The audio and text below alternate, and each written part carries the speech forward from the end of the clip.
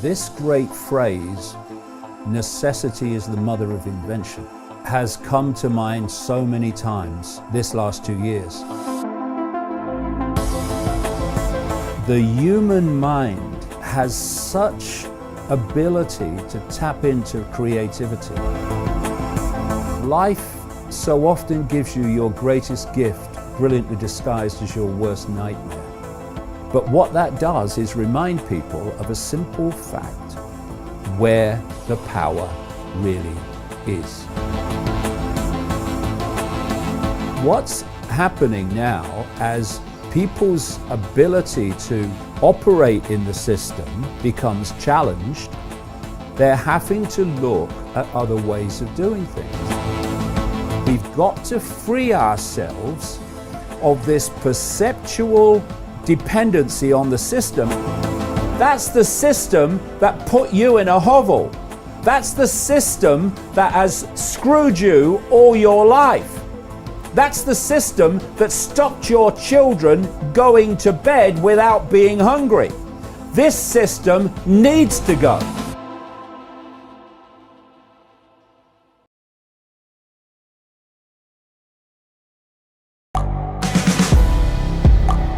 The world is changing. Inspiration is everywhere. It has never been so easy to connect, share, and bring people together.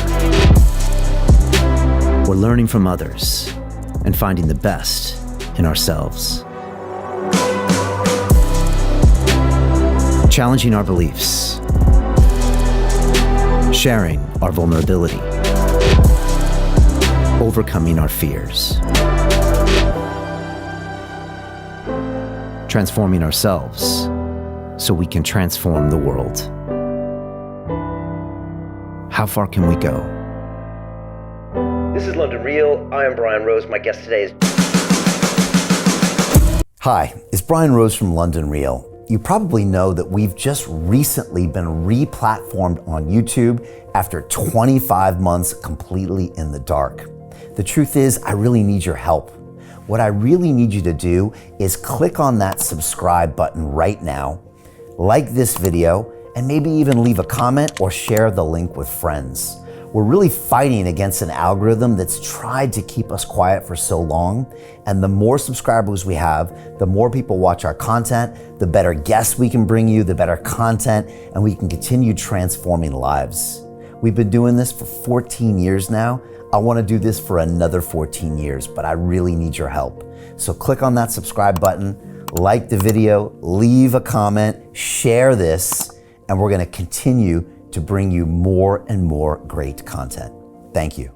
This is London Real. I am Brian Rose. My guest today is David Icke, the English author, broadcaster, and public speaker.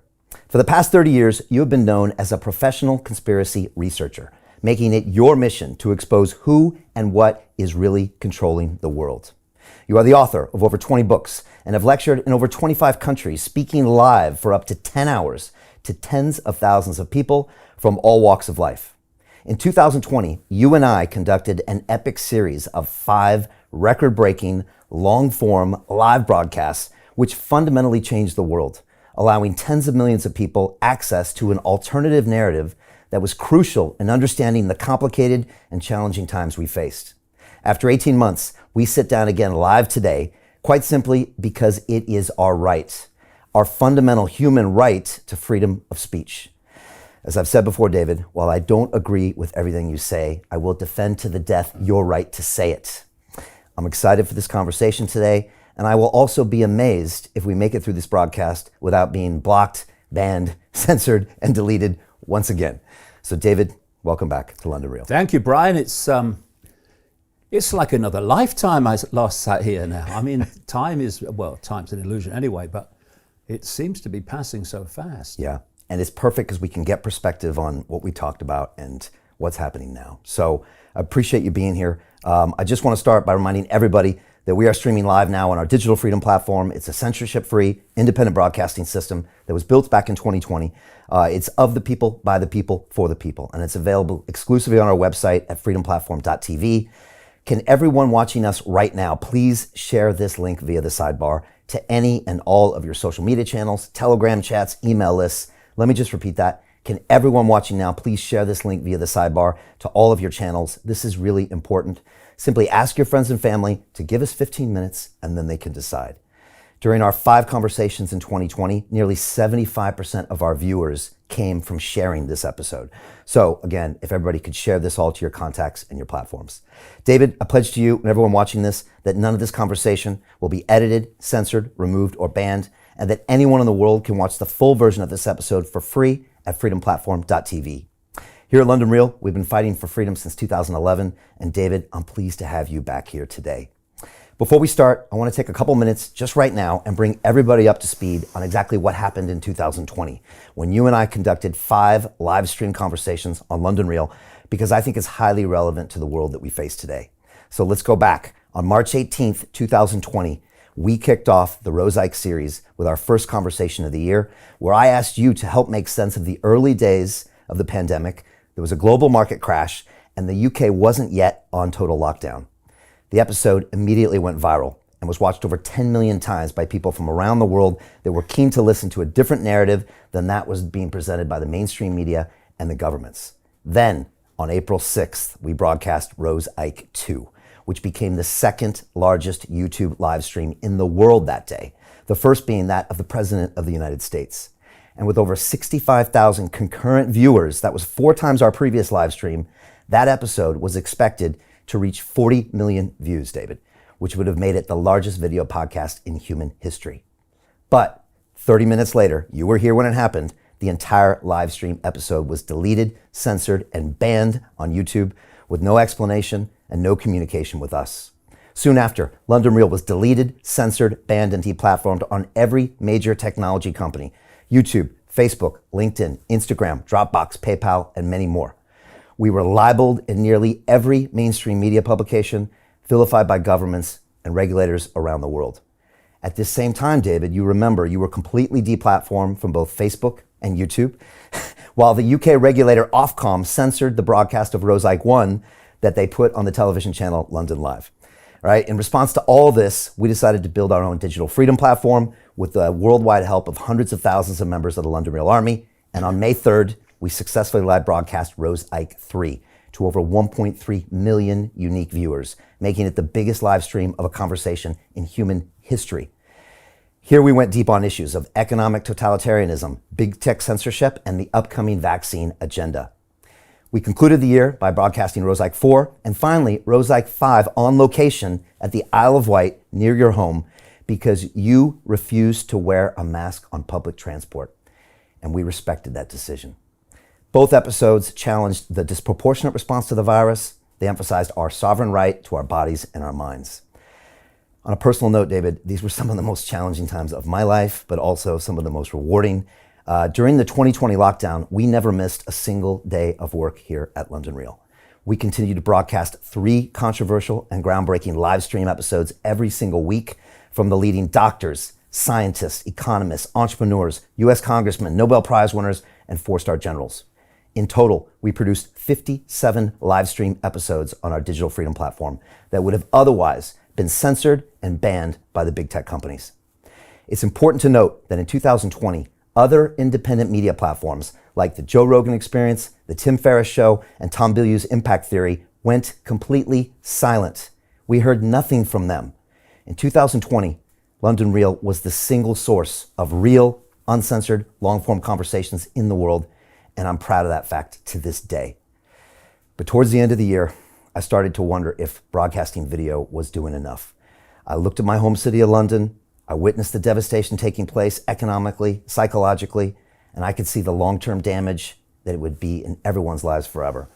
David, I've got 2 sons, they're 4 and 5 years old, and I thought that 20 years from now, they would ask me this question: Daddy, what did you do during the great pandemic of 2020? Did you make another video or did you do something about it? So on November 1st, 2020, I announced my plans to be the next mayor of London. And I spent 7 months traveling over 5,000 miles on my battle bus to every single one of London's 32 boroughs, talking to real people in real communities about real problems. We published a 50-page detailed manifesto showing how to safely get London back to work, use science-based protocols, solve knife crime, improve transport, and build housing.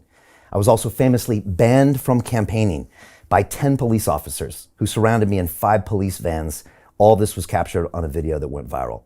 Needless to say, we were on the road the next day fighting for free and fair elections. David, on May 8th, I went to City Hall. I remember like it was yesterday, and I was told I would not be the next mayor of London. And we learned that politics would remain business as usual, for now.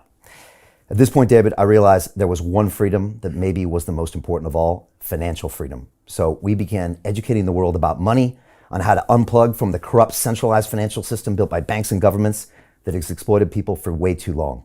We began educating the world on cryptocurrency, decentralized finance, and blockchain. As a former banker of 15 years, I have inside knowledge on how people have been controlled and exploited via their money by these institutions for thousands of years, and I believe decentralized finance is the one thing that can save humanity. Before we start, I want to ask everyone again watching this to please take a few seconds, share this link now via the sidebar to any and all of your channels. Again, ask your friends and family to give us 15 minutes and they can decide. David, let's begin and get your perspective. Now, almost 2 years later, on the events of 2020 and how they shape our current reality of 2022. Well, I have a phrase, know the outcome and you'll see the journey. If you don't know the outcome, i.e. where we're being taken, then daily events appear to be random. This is happening, that's happening, that's happening, that's happening, that's happening. But when you know where we're being taken, then those apparently random events become very much connected. And you can see, far from being random, they are stepping stones towards that outcome. So, as I said in the first of these interviews in 2020, look at the potential at that time for transforming human society on the basis of the COVID hoax. It has been a massive example of something I dubbed back in the 90s, problem, reaction, solution. And there's another version of this, which is a no problem, reaction, solution. And what you do is you create a problem or the illusion of one, the perception of one. You tell the public through an unquestioning media, have we seen that in the last 2 years or not? The version of the problem you want them to believe. And you want them in a state of fear, in a state of anxiety, in a state of being open to the world being changed to deal with the alleged problem. And then at that point, you who have covertly created the problem or the illusion of it, got that public reaction basically do something, or we're open to a solution being suggested, you then offer the solutions to the problems you have yourselves created. And those solutions are the incessant centralization of power, the incessant deletion of freedom, and the imposition of ever-gathering fascism on the fine detail of people's lives. Now, that is not something that I was talking about in the wake of the COVID era. That was in my books, what I've just said, back in the 1990s. So when this card was played in early 2020, it started to motor, didn't it? Out of China, and we could talk about why China. I could see immediately that this was if not a problem reaction solution, then a no problem reaction solution. I was open to either at the time. But the potential for global transformation of human society was so vast, it was obvious to me that this was no, again, random happening. Because, I've been doing this a long time. I'm in the 32nd year now. And, I've looked at this on many different levels, including the psychology of those behind it, what I call the global cult. We can get into that. And one thing I've seen very clearly over the decades is that, yes, some things kind of randomly happen in that sense. And this cult will think we can ride this wave to advance our agenda. But anything that is a opportunity to vastly advance that agenda is never random. It's always ordained or pre-planned, pre-prepared. So you started to see the evidence emerge of Event 201, the Gates Foundation, World Economic Forum, Klaus Schwab simulation, just weeks before they played what I say was another simulation, a simulation of a coronavirus pandemic. And if you look, and you can find it on the internet, at what was said and all that was contributed to that, it was preempting what actually happened. You can go back to a Rockefeller document in 2010 and see what happened in the COVID era described then. This was pre-planned. And so why? I said this in that first interview in March of 2020. The journey they want to take us to, or the journey they want to take us on, the outcome, which makes total sense of the last 2 years, is to create a society of total global control, 24/7 surveillance, and a structure that I call the Hunger Games society, in which you have a tiny, tiny few globally at the top of the pyramid. At the bottom of the pyramid is basically the rest of the population in deprivation, in poverty, and dependency upon the few at the top. And if you want to control people, make them dependent on you. And this Hunger Games society, between those 2 points, the few and the many, I said they plan a vicious police, eventually police military state, to impose the will of the tiny few, the 1%, it's actually less, upon the population, and to stop the population challenging the 1%. And when you look at the last 2 years, that is precisely what has happened all over the world. You've seen decision-making, even taken out of the political level, really, to a few insiders, and not even elected politicians, but medical experts, they call them, scientists, psychologists overwhelmingly, have been driving this policy all over the world. And when you look at countries like Canada, Israel, Italy, Austria, that's now just announced mandatory imposition of this fake vaccination we can get into. Australia has been transformed from what they perceived was a free country into a fascist state. Extraordinary levels of tyranny. Does it surprise you sometimes how quickly this had advanced in 2 years? You've been studying this for 30 years. Well, this is a point, you see. The speed that it happened, and always is equal to the speed of the acquiescence of the population to the tyranny. So they're testing, seeing the feedback, and if they can push it, they push it. Well, I said to you, I think in one of these interviews, this technique, they push the gate. Okay, any resistance? No. Walk through the gate. Next gate. Push that. Any resistance? Nope. And so it goes on.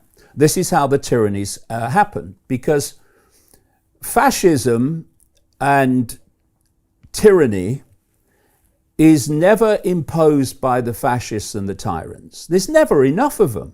Right. It's imposed by the population acquiescing to the tyranny. Look at the mathematics. I mean, one of the good things about the COVID era is that, and I said this in one of those early interviews, it's brought this out of the shadows and put it on public display. You know, people say, oh, you know, this is happening, that's happening. Well, it's always been happening, but you've not seen it because it's been done from the shadows. But what the COVID era has done is bring this global cult into the room where we can basically see it and see its techniques. And this gives us a fantastic opportunity, because now more and more people can see it, to rid this world of this manipulation once and for all. Because you don't address something you can't see and are not aware of. More and more people are now. The point I was talking about there, however, is this speed of acquiescence equals the speed of tyranny. Because look at the maths. We're closing in on 8 billion people in the world. And the core of the core of the core of this global cult, you'd get into a single room. Add all the other levels of this, add all the gophers in administration and all the agents of the inner core, add all the police forces, add all the military, and you're still looking at a tiny number of people to impose this compared with the population they are imposing it upon. And therefore, they have to divide and rule the population. So we're fighting among ourselves, and in that de-unified state, we're not looking up and seeing the strings attached to one group who's fighting this group. This group has the same strings with the same hands attached to them. We're being divided and ruled, so we don't come together in unity and deal with this. So throughout this 2 years, you have seen mercilessly employed the 4-letter word that is the whole foundation of human control and always has been: fear. Once you get people in fear, they look outside of themselves for something that will protect them from what they fear. And so in the early weeks into the spring of 2020, the fear card was played. And the fear was based on the unknown. This virus had come out of China. We saw pictures of all these bloody people collapsing in the street. Anyone seen anyone collapse in the street anywhere else from the same bloody virus? No, I remember those videos. Right. So what was that about? It was about terrifying the global population into acquiescence. And at that point, in the spring of 2020, people were thinking, what's going on? There's people collapsing in the street. There's this virus. Oh my God. So when, in unison, the politicians, puppets, came out and said, lockdown, lockdown, it's the only way, lockdown, social distancing, and all this stuff, people meekly went under house arrest. That's all it was, house arrest. I refused to, because they feared, in effect, the unknown. And 2 things have happened since. One is that a particular group of people, no matter the scale of provable repeating lies that they've been told and shown to be lies, no matter that, when the next lies are told, they believe them. And those people have gone deeper and deeper into the coma.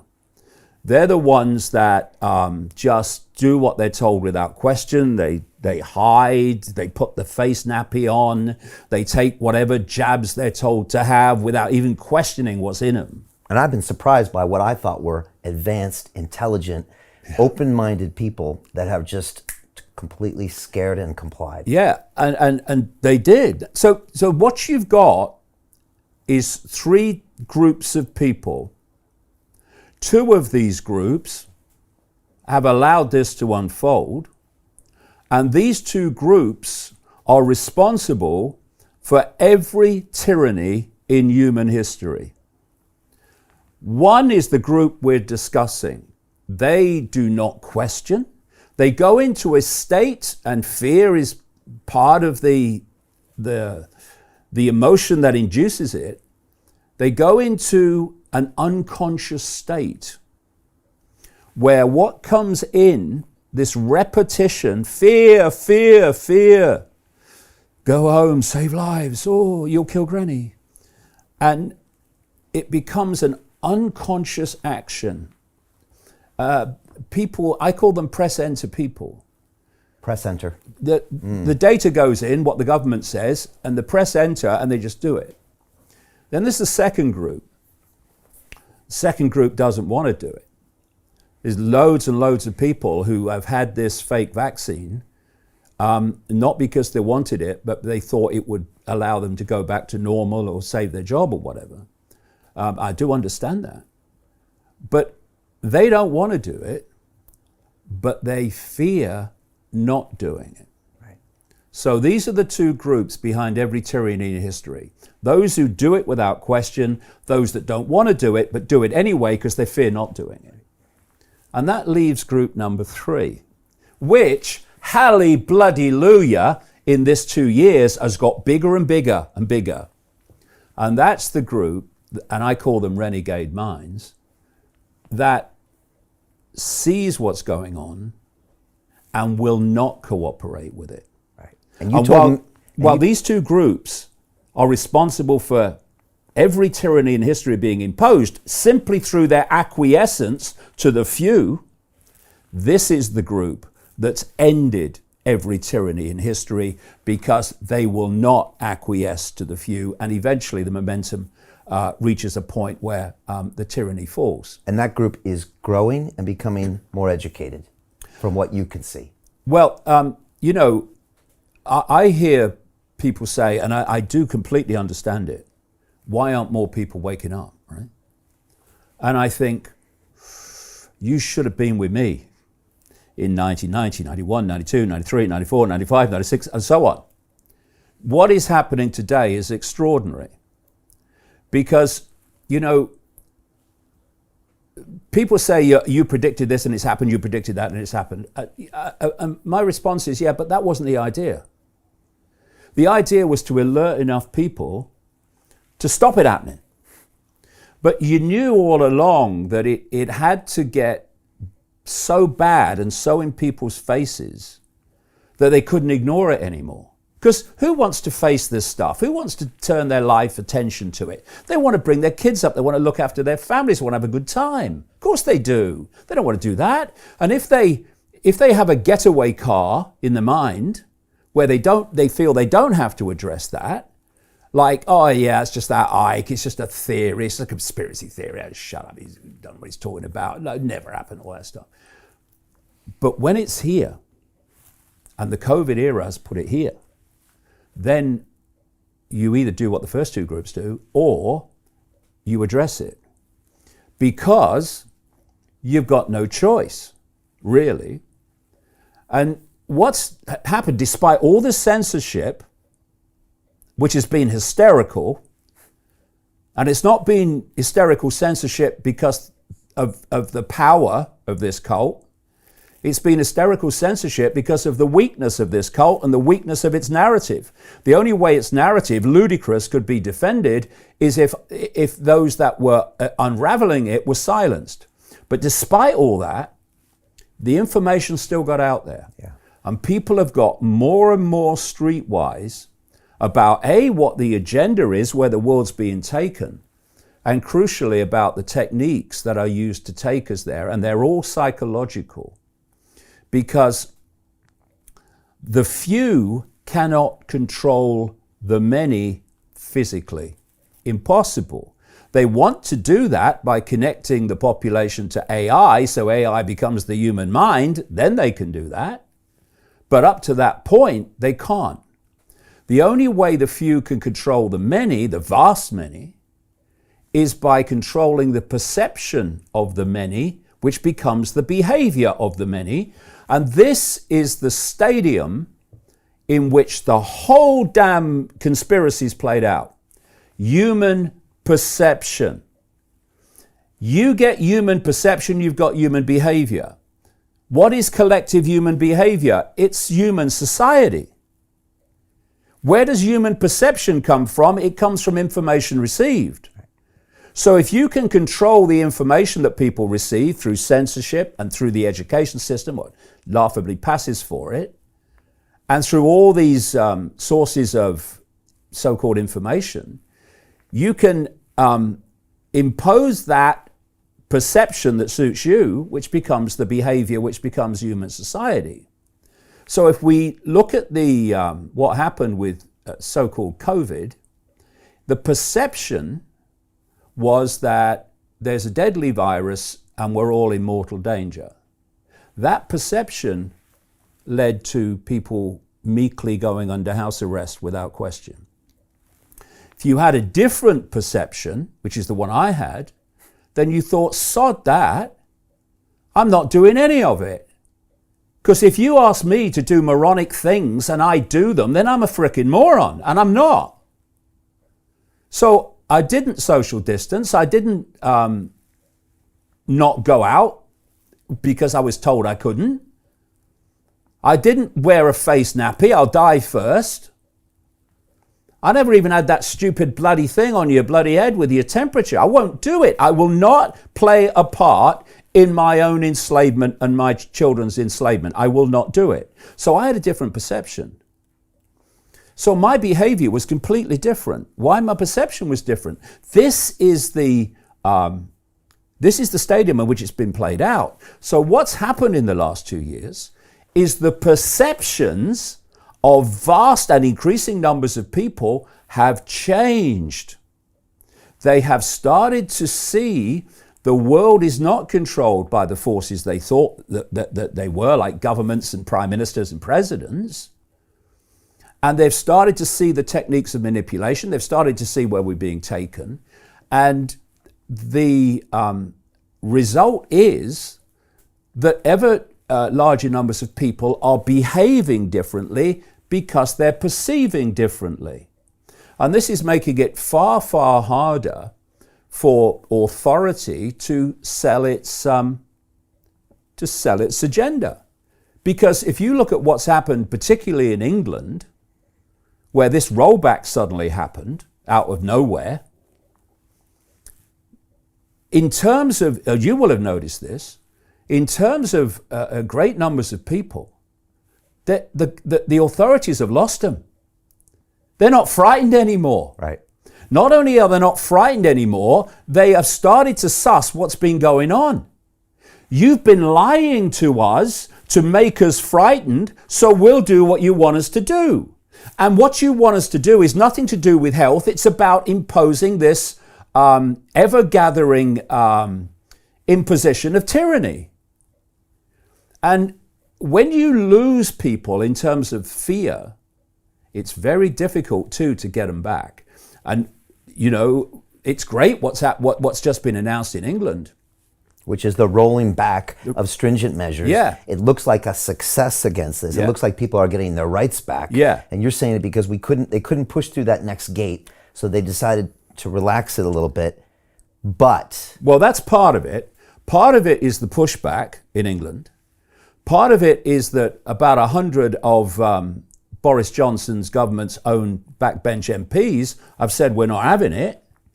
And then the stuff comes out about parties at 10 Downing Street right in the middle of a time when everyone else was locked down and told they couldn't, party or do anything like that. That's taken the moral authority away from any government imposition of restrictions. What do you mean? You ignored them. So this has been a package of things that has pushed back and led to where we are now. And I think there's something else in the background that we don't know about yet. Because if you remember, we were coming up to Christmas in England, and suddenly, right on cue, Omicron! Ah! Right? Yeah. And they started, oh, Omicron, oh, you must be frightened of Omicron. Never worked like it had before. You lose the fear, you lose the people. So this is a victory, or this is just a temporary occurrence where they wait till there's another event and a way to advance the agenda and the information. Right. Or is this something we can ride as the renegade minds to kind of get more people involved? Two things to this. First of all, like I say, they were pushing towards restrictions as they were coming towards Christmas. Suddenly they announced they weren't going to do it at Christmas, maybe New Year. They went to New Year and they didn't do it. And then if you notice, all these kind of lunatics in the government sage scientific advisory groups, they started to go silent. It had all been, we need lockdown, you need a social distancing, we need masks, we need all that stuff. And they've kind of rolled back, it's all gone quiet. Chris Whitty, are you still alive, by the way, the Chief Medical Officer? What's happened to you in the last few weeks? So something's gone on in the background. But of course, we are always one more big scare from them justifying going back into it in England. And we shouldn't forget, while we, celebrate, and we should be celebrating, because, a lot of people in this country have worked very bloody hard in the last 2 years to push this back. You remember where we were in the spring of 2020. You went out on the streets, there's nobody there. I was out driving during lockdown, never saw another car. So we've gone from that to where we are now, where people are saying, oh, it's a load of rubbish, isn't it? Yes, it is. It always was. But let's not forget this. First of all, this is an agenda for the transformation of human society. So it's not going to go away. And they will have many other, weapons in their script to push this on. Some of them with health, some of them with finance, some of them with other things. And we should not forget that while we celebrate in England this announcement, and for how long, in Italy, in Australia, in Austria, in Canada, many parts of the US where the Democrats are in control, and countries around the world, Australia, fascism is full blown. I mean, how more fascist can you get than the announcement in Austria of mandatory fake vaccination? So we as a global family, I think, need to take the stand that while anyone is under this tyranny, then we're under this tyranny, because this is a global family. And, just because this is happening in England now doesn't mean it's always going to be like this, but we have an opportunity now in this country to draw the bloody line and say, okay, we've worked to pull this back, and we're not going to take it again. Don't come on with your fear anymore, because we've sussed you. We know that you get us in fear because then we do what you want. We're not going to go there anymore. You're not doing it to us. And if enough people just refuse to cooperate with what they're told to do, refuse to cooperate with their own enslavement, it's unenforceable. This is the frustrating thing. If anything's frustrated me in the last 2 years, it's when I've heard people say, what's the answer? get yourself a calculator. Take those doing it from the population, and there's your answer. Don't cooperate, because they cannot enforce that. I mean, you take America. Something like 75 million people are supposed to have voted for Trump. Not someone I support, by the way. Quite the opposite. But what if those 75 million people had just refused to cooperate in 2020, 2021? Just refused to cooperate. Would have been unenforceable. Yeah. And this is why this second group that can see it but still cooperate with it, that's the pivotal group. Because what we're seeing is more and more people are moving from that group into the other one that says we're not having it. Right. And those are the people we connected with in 2020 that were the ones that were questioning it. And I think they started to move into more of the we're not having it, as you would say, or the renegade mind group. It's been hard to watch Australia because typically it's been a big fan base for us and people that are always thinking forward, new ideas, and to watch it being locked down, it's unbelievable sometimes to watch it. And like you said, it's happening right here on our earth, and we're watching it happening in front of us. Well, what's the one of the things that's really woken people up is exactly what you've just described.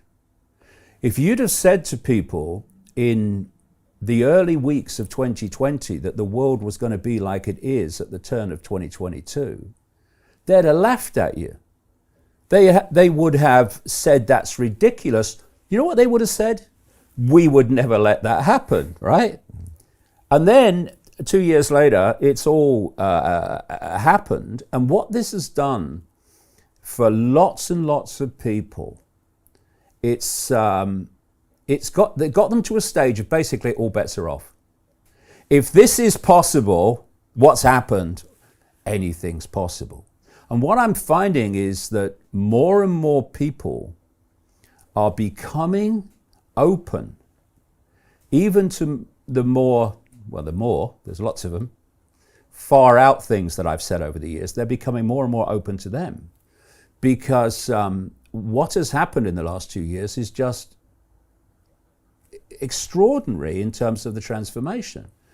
And so it's opened a lot of minds up, and that's been a good thing. And you know, this cult would have factored that in, but I don't think they reckoned for quite the awakening that's happened. Right.